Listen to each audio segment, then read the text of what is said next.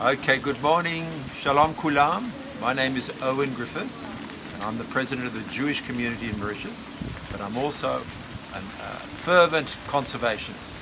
I'm working with many people, of course, in Mauritius to save the remaining Mauritian biodiversity, and we're also working in Rodrigues and in Madagascar. But let's focus in Mauritius. And very symbolically, I'm standing next to a Mauritian ebony. This was the species that the Dutch came to collect in the 1650s. And in this private reserve, ebony forest at Commonwealth, there are about 10,000 of these ebony trees remaining, plus a really good representative selection of Mauritian endemic plants. Mauritius, very sadly, of course, has become the symbol of extinction through its endemic bird, the dodo, which died out at the period of the Dutch in the 1660s, 1670s.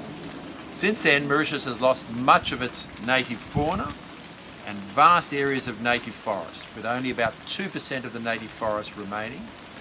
But since the 1980s, a lot of the extinction processes have been reversed.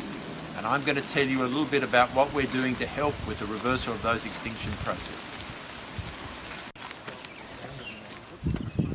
So here we've got Marcelin potting up some young plants. They'll be allowed to grow on a little bit, and then they'll be taken into one of our restoration sites within the forest.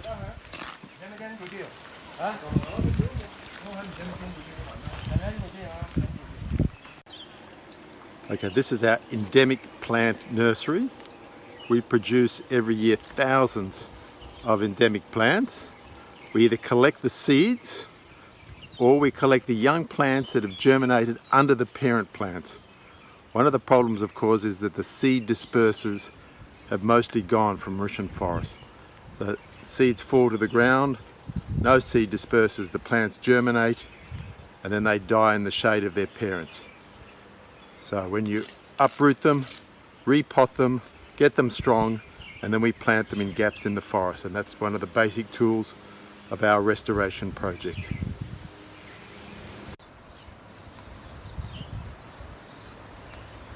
One of the problems with the 2% remaining Mauritian forest is it's heavily invaded with non-Mauritian plants, which compete with the natives for nutrient, for space and for light, and very often, being faster growing, they outcompete and strangle the Mauritian forest.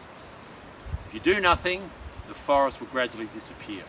So what we have to do, and it's a well-known technique now, is you come in and you remove the exotics, the weeds, hand pull, hand cut, and then plants that we grow in our nursery, we come in and we plant lots of young plants here, keep them weed free, and then they do what Mauritian plants do naturally. They'll grow really quickly, and eventually they'll take over this place and you'll have an extended, reinvigorated Mauritian forest.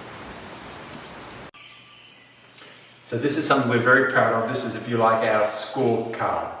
Since we've started our project at Ebony Forest, we've planted 143,084 endemic trees. It's our little bit of Tikumola to heal the world. Thanks a lot.